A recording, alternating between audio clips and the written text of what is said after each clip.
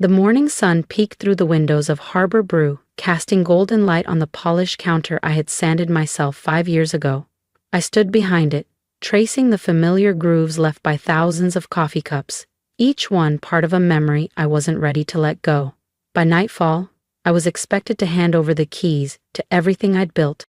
"Emma, you know this is what's best," said Lillian Crawford, tilting her head as she adjusted her pearl earrings. My former mother-in-law had the kind of voice that made concern sound like a critique. "Running a business like this just isn't sustainable anymore. Not after everything. Not after everything." As if Derek's death 6 months ago had erased my capability along with my grief. As if I had suddenly become someone who needed managing, not someone who had created a thriving cafe from scratch. The Crawfords had never hidden their disappointment in Derek marrying me, a girl from a coastal town with flour under her nails. And now, they were circling like sharks, claiming they only wanted what was best for the estate. "We've actually doubled weekend revenue since expanding the brunch menu," I said quietly. "People are traveling from all over the Cape to try our new espresso blend." Lillian exchanged a tight smile with her husband Charles, who was inspecting our wall of local photography like it belonged in a flea market. "Emma, the profits you're impressed by won't survive the rising property taxes in this district," he replied smoothly. But they didn't know the real numbers. They had no clue that Derek and I had paid off the building in full last summer. We kept that, and a lot more, out of reach, because we knew exactly how far the Crawfords would go if they ever smelled leverage. But now Derek was gone. He died suddenly, a stroke at 37. And in the silence he left behind, his parents had pushed their way in. "The paperwork's ready," Charles announced, snapping his leather folder shut. "Jonathan Green from the trust office will arrive by 3 p.m. to finalize everything." Their lawyer, the one who'd somehow unearthed a decades-old clause in Derek's family trust that gave them partial claim. I didn't have the money, or the strength, to fight them in court. "I should keep packing," I said, turning so they wouldn't see me cry. Back in the supply room, Derek's apron still hung from the hook. The custom brewing system he'd bought me for my 30th birthday gleamed softly in the dark. "Don't worry about clearing all this," Lillian called out. "We'll send someone. You should start looking for other opportunities." The way Lillian said it made her intentions clear. She had a specific role in mind, most likely the receptionist job at Charles's law firm, which she'd been hinting at ever since Derek's funeral. A respectable position, she called it. I waited until they were gone before letting the tears fall. I slid to the floor behind the counter, clutching the worn leather notebook Derek and I used to sketch out our dream. Tucked between brunch recipes and cost breakdowns was a letter from the Harbor Development Office, dated just 2 weeks before Derek passed. "Dear Mr. and Mrs. Crawford," it began.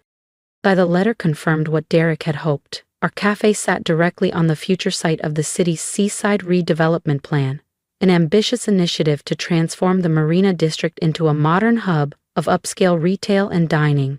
Derek had been ecstatic when we first caught wind of the plans. We attended late-night city meetings and whispered to each other over coffee, scribbling notes and circling possibilities. Developers had already sent quiet offers to buy us out, well above market price. But Derek didn't want to sell. We didn't want to sell. We had bigger dreams. I reached deeper into the notebook and pulled out a second set of papers, blueprints for a new version of Harbor Brew, one that extended into the vacant building next door, already purchased discreetly by Derek through a shell company to avoid attention. A 2-story cafe with rooftop seating, live jazz on weekends, and floor-to-ceiling windows overlooking what would become the pedestrian plaza. A knock startled me. Through the glass front door, I saw David Moreno, our longtime regular and a local real estate attorney, waiting patiently. "I heard about the sale," he said as I let him in. "Emma, you can't just give this up." "I don't have a choice," I said quietly, words worn down from repetition. "The trust. It's complicated." "There's always a choice," David replied, opening a thick folder from his leather briefcase. "I've been reviewing the property records. What the Crawfords are doing, it's legally shaky. If you'll let me help." "I can't afford it," I cut in, voice flat. "They drained me dry before I even had a chance to fight." David paused. His gaze softened. He had known Derek, knew our story, and he could tell there was more. "There's something you're not telling me," he said gently. I looked up at the cafe's wall clock, 10:45 a.m. The sale would finalize in just over an hour. Part of me wanted to hand it all over to David, the secrets, the hopes, the plan Derek and I protected. But another part of me, the one who'd been quietly preparing for this moment, stayed steady. "Just promise me one thing," I said, pulling an envelope from under the counter. "Deliver this to Lillian and Charles exactly 2 months from today," I told David, handing him the sealed envelope. He frowned as he took it. "Emma, what are you—" "Promise me," I cut in gently.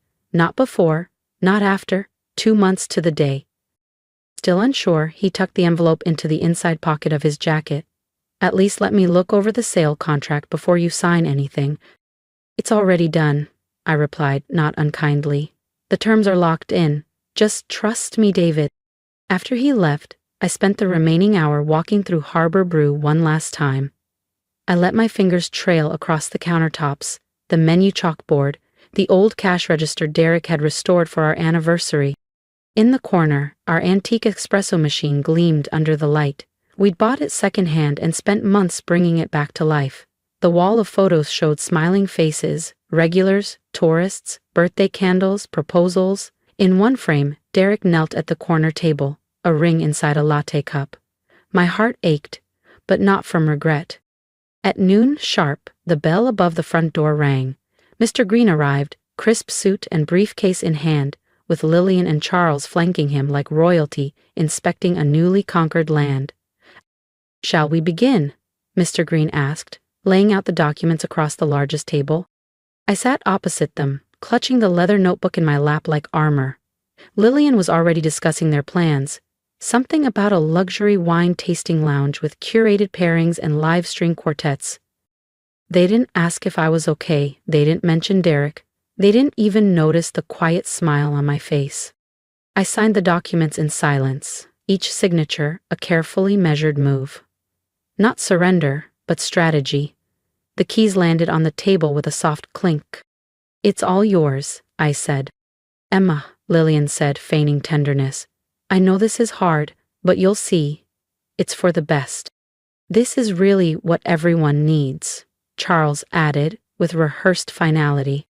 I collected my bag and walked to the door. Before stepping out, I turned and said, "You're right about one thing. This is for the best." They didn't look up, didn't see the look in my eyes, didn't hear the truth behind my voice. In 2 months they would. 2 weeks later, in my small apartment overlooking the harbor, I sat reviewing the documents Derek and I had gathered over years: zoning updates, environmental studies, traffic impact projections. Color-coded folders lined my desk, and maps blanketed the wall like a war board. My phone buzzed. "David, they've started renovations. Lillian's supervising personally." David's text made me smile. I could just picture her, in designer heels, nitpicking over grout colors and layout options, completely unaware of what lay buried beneath Harbor Brew. The geological surveys Derek and I had commissioned 2 years ago confirmed it. Our property sat directly on the only stable access point for the massive underground parking structure at the heart of the city's seaside redevelopment plan. Without that access, the entire multi-million-dollar project would be delayed, or worse, redesigned at tremendous cost. A knock on my apartment door pulled me out of my thoughts. It was Maya, my former head barista, and one of the few people I still trusted. She held up her phone, face tight with restrained anger. "You need to see this." On her screen was Lillian Crawford's latest social media post, a carefully staged photo in front of Harbor Brew, the sign already torn down. The caption: "Big changes ahead. The Crawford Wine Lounge will bring elegance and culture to this long-overlooked neighborhood." "Long overlooked?" I muttered. "We had a wait list every weekend. People drove hours for our brunch." "There's more," Maya said, swiping through more images. "They're tearing everything out, even the original hardwood floors Derek restored." That name still struck like lightning. He would have been furious. But he also would have been grinning at what was about to unfold. "Have they found it yet?" I asked. Maya shook her head. "Not yet, but they ran into issues trying to move the espresso bar. Apparently it's anchored deep, like really deep." Of course it was. Derek designed it that way. That bar concealed the entrance to the reinforced storage vault we built into the foundation, a vault that held our most precious documents, including the original property deed with a very special clause attached. One that would upend everything. Anything from City Hall? I asked, turning to the planning board on my wall. Nothing official, Maya said, but my cousin in zoning says the public announcement is weeks away. They're just waiting for the final environmental impact assessment. I nodded, checking the date, 6 weeks until David would deliver the envelope. Then my phone rang. Lillian.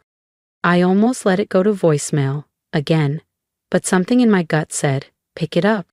Emma? Her voice carried an edge I hadn't heard before. I believe the property is yours now, I said flatly. Yes, well, she hesitated. We've run into something unusual during demolition. The contractor discovered a reinforced room beneath the cafe floor. The architectural plans you're referring to didn't include a basement level, I said, voice syrup sweet. You mean the ones your lawyer handed over? The ones Derek and I revised before we submitted them? The silence on the other end of the line was glorious. What did you just say? Lillian's voice snapped into sharpness. Nothing that concerns you, I replied. The property is yours now, surprises and all. Good luck with the wine bar. I ended the call before she could respond. My heart was racing, but not with fear, with momentum. The game was officially in its second act. That night, I met David at a small diner tucked between the marina and downtown. The envelope I'd given him sat between us, untouched but heavy with significance. He had brought my leather notebook, now accompanied by additional documents. This is huge, he said, scanning the original deed. Emma, the mineral and subdevelopment rights, plus the geotech surveys. The Crawfords bought the surface. Everything beneath it still belongs to you. I nodded. They never read the fine print. Derek made sure they never would. David looked stunned. This was all his idea? Mostly. We knew his parents would never stop trying to control him, or us. This was his way of staying ahead of them. He knew what they were capable of. My mind flashed back to the day Derek told them he was leaving the family firm to open a cafe with me. Charles's face, twisted with disgust. Lillian's weeping theatrics. They used every clause in the family trust to pull him back into their orbit, but Derek had been deliberate, strategic. They thought he was just playing barista, I said softly. But he was building an empire they couldn't touch. David checked his phone. The city's announcement is next week. Once it's public, every property in the Marina District will triple in value. The Crawfords will think they've struck gold. Until they try to sell, I added, and learn they can't, not without my approval. They'll push back, David warned. They have money, connections. And I have this, I replied, pulling out one last document. A letter in Derek's handwriting, dated 5 days before his death. It laid everything bare. His parents' manipulations, the threats, and his intention to split the property rights to protect me and our legacy. I glanced at the calendar. 2 more weeks. Then you deliver the envelope. The days blurred as I prepared. Through Maya's network of loyal regulars, I stayed updated on renovation progress. They'd found the vault, but the steel-reinforced door had them completely blocked. Lillian, according to whispers, was livid, convinced I'd hidden treasure inside. She wasn't entirely wrong. If you're holding your breath like I am for what happens when that envelope is finally opened, don't forget to subscribe so you don't miss the moment everything turns upside down. The real twist is just beginning. She wasn't wrong, but she was looking in the wrong direction. Exactly 1 week before David was set to deliver the envelope, the city made its long-awaited announcement. With headlines, press conferences, and flashy renderings, the Seaside Renewal Initiative was officially unveiled, a $1,200,000,000 0-cents project that would turn the sleepy Marina District into a glittering urban destination. Property values in the area doubled overnight. Real estate agents began descending like vultures, waving contracts at every business owner in sight. On social media, the Crawfords couldn't stop congratulating themselves. Photos of Lillian in a hard hat, captions about transforming the community, and hashtags like Crawford Vision. I watched it all from my apartment, noting every development on my now crowded evidence wall. The new renderings made it plain. The central underground parking hub, the project's beating heart, could only be accessed through one point, 425 Harbor Avenue. The former Harbor Brew building. There was no backup route. Any alternate path would require demolishing landmark-protected buildings. Then came the call I'd been expecting. "Ms. Moreno," the voice on the other end said. "Daniel Price here, lead developer for the city's initiative." "Oh, this about the Crawford Wine Lounge?" I asked sweetly. "Well, yes. That's part of the issue," he admitted. "Records show you retain ownership of several sub-property rights. We'd like to arrange a meeting. The city needs those access rights, and the timeline is tight." I leaned back, eyes flicking to the envelope still sealed on my desk. "I'm aware," I said, "but I should let you know. I've had a few offers." He named a number that made my breath hitch. I countered with one that made him pause. By the end of that call, we had a tentative agreement, one that would make me more than wealthy. But this wasn't about revenge or riches. It never had been. 2 days before the envelope was due, Lillian showed up at my apartment without warning. Her makeup was perfect, but her expression was cracked, panicked beneath the poise. "What are you playing at?" she snapped the moment I opened the door. "The city keeps hitting delays. They say you're involved. What did you do?" I stepped aside. She entered slowly, her eyes landing on the wall of maps, deeds, letters. Truth. In physical form. "Derek and I planned for this," I said calmly. "He knew you'd try to take what we built, so we made sure you could only take what we allowed." "You can't do this," she whispered, voice shaky. "We own that property." "You own the top, Lillian," I replied. "Everything below? That's mine. And soon, the city will be paying me for it."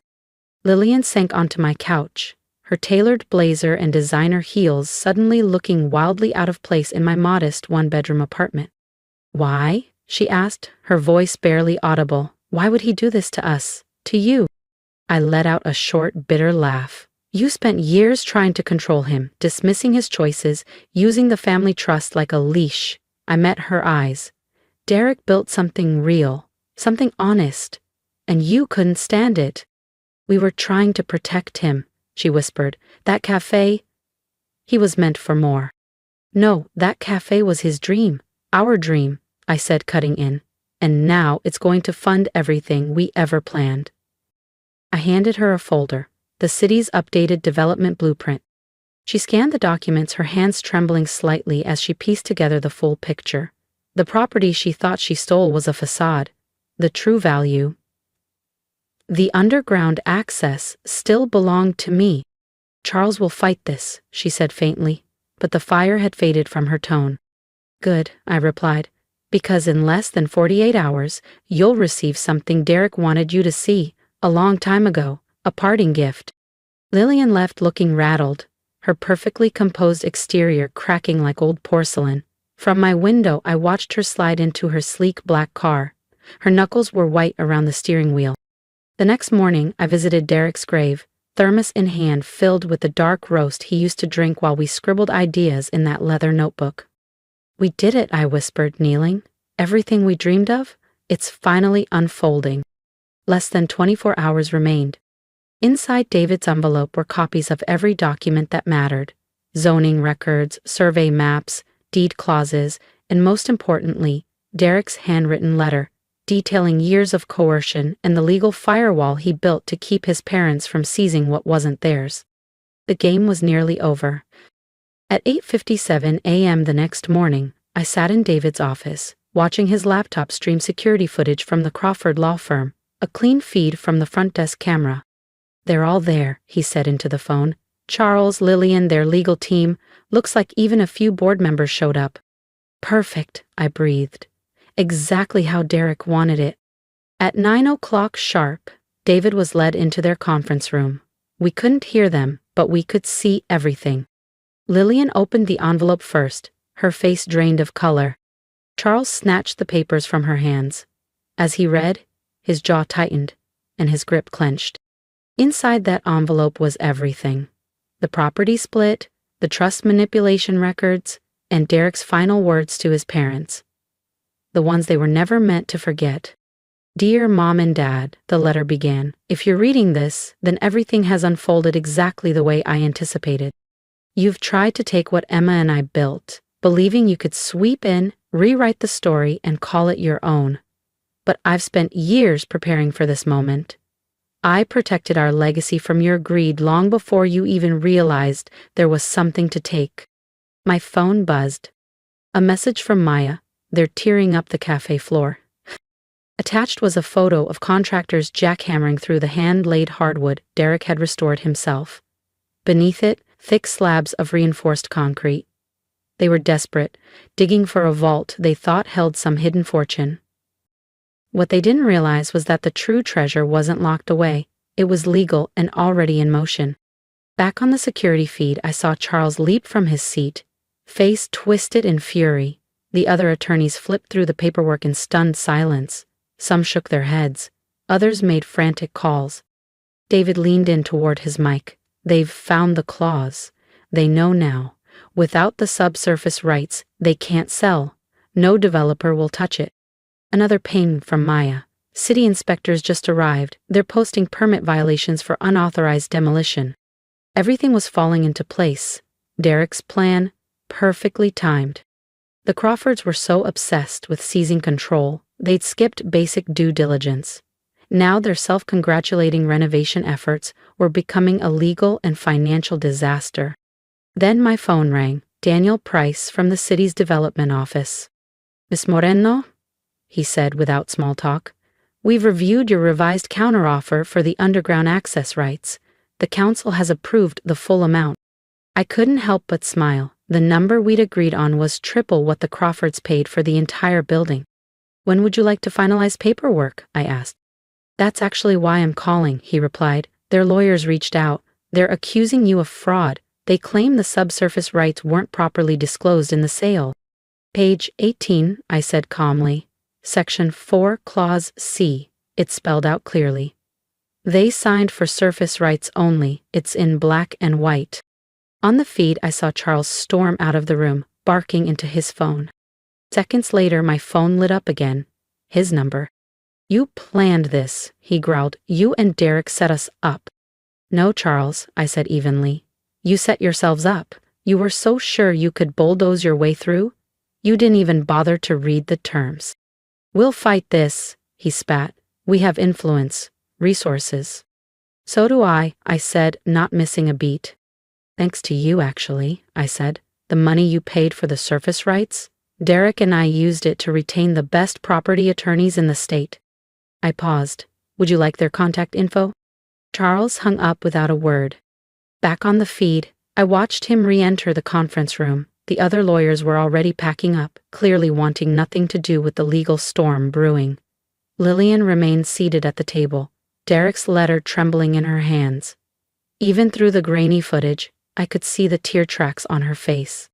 By that afternoon, news of the Seaside Renewal Initiative was everywhere. Headlines, news segments, press quotes from city officials. Property values around the Harbor District soared again as plans for luxury shops, boutique hotels, and high-end dining were released to the public. The Crawfords Wine Lounge, once smugly branded as a cultural gem, now looked absurdly out of place. Pretentious, yes, but worse, irrelevant. That evening, I met Maya for coffee, ironically at the rival cafe down the street that used to glare at Harbor Brew with envy. She slid her phone across the table. Social media's blowing up, she said. Everyone's saying the Crawfords got played. She scrolled through comment after comment, some laughing, others cheering. But the ones who really know, she said. Your old regulars? They're celebrating. I smiled, thinking about the teachers, dock workers, and retirees who used to fill our morning rush, people who believed in what we were building, who understood that Harbor Brew was never just about coffee. It was about community. My phone buzzed. David. Lillian's here, she wants to talk. 20 minutes later, I walked into David's office. Lillian sat alone at the table, looking smaller than I'd ever seen her. Derek's letter lay between us. Why didn't he tell us, she asked quietly, about the city's plans, about what you were building together? Would you have listened? I replied. Or would you have tried to take control of that too? She dabbed her eyes with a silk handkerchief, visibly shaken. We thought we were protecting him. The family name. The legacy. Derek built his own legacy, I said. And Harbor Brew wasn't just a cafe. It was proof he didn't need your money or your name to matter. She looked up, her voice fragile. And now? I slid the city's final offer for the subsurface rights across the table. This is what you'll be fighting if you go to court. Developers will wait years, but they won't forget. And when it's over, the law will still be on my side. She looked at the letter again. The things he wrote about us. That, I said gently, was his final gift. One last chance to see him for who he truly was, and to understand what really mattered. I left her there, Lillian, with Derek's letter and the city's contract, knowing she had choices to make. The Crawfords could drag it through court, burn fortunes trying to salvage their pride, but no matter how loud they shouted, they couldn't undo what Derek had done. He had protected our dreams so thoroughly that even in death, he still stood between me and their greed. 2 weeks later, I watched as the Crawford Wine Lounge sign was carefully taken down from the old cafe's brick facade. The sale of the subsurface rights had been finalized. The sum? Enough to buy back the surface rights, at twice what they had paid. Harbor Brew would reopen. Exactly as Derek and I had envisioned. The updated design preserved the heart of the original building while integrating sleek touches to blend with the city's new development district. And the rooftop garden, our late-night idea fueled by wine and what-ifs, was becoming real. David supervised as the last of our original equipment was moved back in, including Derek's pride and joy, the antique espresso machine he had spent months restoring. The vault, still unopened, and that was fine. Its purpose had already been fulfilled. David stood beside me as I unlocked the front door for the first time in over a year. The familiar ding of the bell above the frame echoed through the space. "They're still in shock, you know," David said. "Charles retired last week. Lillian hasn't shown her face at the club since." I ran my hand along the counter, fingertips brushing over grooves worn smooth by years of coffee cups and community. "It was never about revenge," I murmured. "Derek just wanted them to understand that success doesn't always look like what they expected." The morning sun streamed through the wide windows, lighting every corner with soft gold, the very light that gave the cafe its name. I hung 2 frames on the wall, one of Derek on our original opening day, grinning as he handed a latte to our first customer, and next to it, a framed map of the city's development.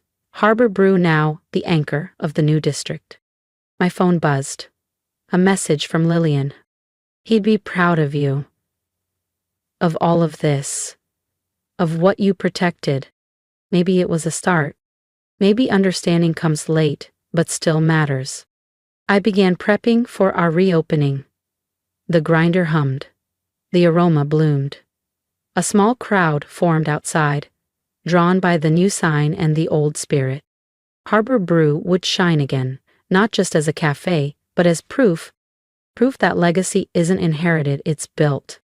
"Ready to open?" Maya asked, tying on her apron. I touched the wedding ring I wore around my neck, feeling Derek in every brick and beam. "More than ready," I said, flipping the sign. And the morning light poured in. Truly, it means more than you know. This journey wasn't just about reclaiming a building or winning a legal battle. It was about honoring love, legacy, and the quiet strength it takes to protect what matters most, even when no one else sees it but you. So, if something in my story spoke to you, I'd love to hear about it. Leave a comment below. Tell me about a time you had to fight for something that others didn't understand. Or maybe a moment when you realized your worth was never tied to their approval in the first place. Because here's what I've learned. Success doesn't always shout. Sometimes, it whispers through every quiet choice you make when no one is watching. It's choosing to build instead of break, to protect instead of prove, to prepare instead of plead. If you're in a moment right now where it feels like the world's underestimating you, please, don't give up. Don't shrink to fit their vision. Define your own. And if you believe in that, if you believe in fighting with grace, in rising on your own terms, then hit subscribe. Not just for me, but for every underdog building in silence, waiting for their moment in the light. Because it's coming. It always is. And when it does, I hope you're ready to open that door, stand tall, and say, I never stopped believing in what I built. Just like I did. Let this be your reminder. The fine print of your life doesn't define what you're losing. It protects what you're not willing to let go. You're stronger than they think. You always were.